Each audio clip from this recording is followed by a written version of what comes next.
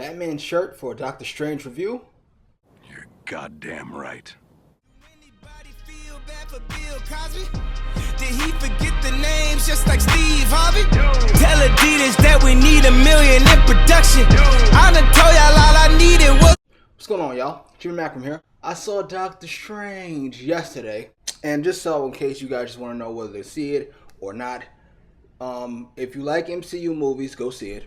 If you liked the MCU origins in particular, Captain America, the Hulk, Thor, Ant-Man, Iron Man, to me, Iron Man 1's on a different level. I don't even consider it the rest. Iron Man 1's on a different level. Iron Man 1 is with Civil War and the Winter Soldier and Guardians. Like, that's a different level of movie. That's a different level. If you like the MCU origin movies, this might be the best of the rest. My personal opinion. Like Benedict Cumberbatch, go see it. It's a really solid movie. Don't go there expecting Inception or like I said, even Winter Soldier or Civil War. It's not that level of movie, but it is fun. It's, I don't want to say predictable, but predictable.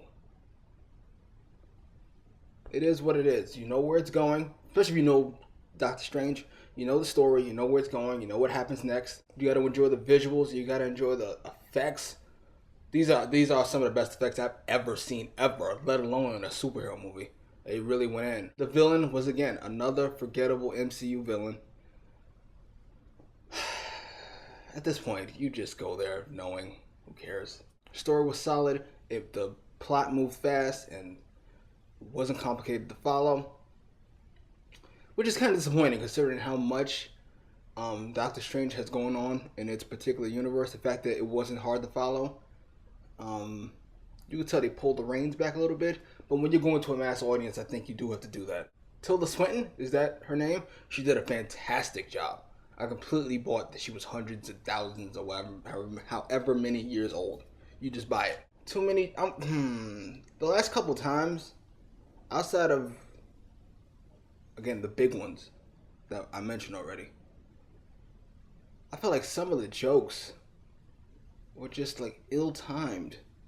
Like, I understand we need to be funny. We don't want to turn into too serious a franchise, but how many jokes we gonna have? Like, shit is going on here, man. This is real. That was a real moment, and you just undercut it with another joke. Though Cumberbatch's timing kind of makes up for everything. He's brilliant.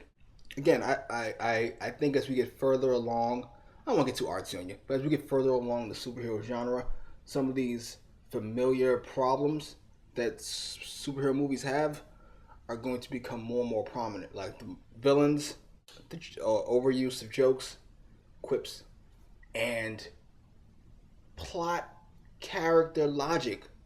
All right, that's it. Spoilers time. You ain't see the movie, don't keep watching. This is part of the movie. This thing that bother me. This is part of the movie where Rachel McAdams' character, Doctor Strange, pops up, right? He's dying on the table, and then it's like consciousness pops up. And then she's like freaked out, and she gets over it pretty quick. That's not a problem. So she accepts that Doctor Strange is in his astral form talking to her. Then, 2 scenes later, he's talking about how he's got a portal in the broom closet, and somehow she can't believe that. Like, that's like, she can't buy that. She can't wrap her head around that. Fucking ghost appearing. Oh yeah, I get it. Fucking souls. Yeah, I understand. But fucking portals in the broom closet. Oh, that's ridiculous. Alright, come on now. Let's be real. Is it just me, or are movies, at least superhero movies, struggling with the third act? Like the big boss fight, they just can't. This one was okay, if not a little below average. I like the concept. I'm not sure I like how it was done. But this, BVS, which on second watch, Ultimate Cut watch, I liked a lot more. Suicide Squad was a mess, the third act. Apocalypse was a mess. Are we just like giving up halfway through? Like, fuck it. Can we talk about the post-credit scenes? So Strange is going to be in Thor Ragnarok? Strange, Thor, and Hulk? You don't have any idea how down I am for that. Like, it's unfair how much I'm for that. Though Loki is the one who fucking was playing his dad at the end of Thor: The Dark World.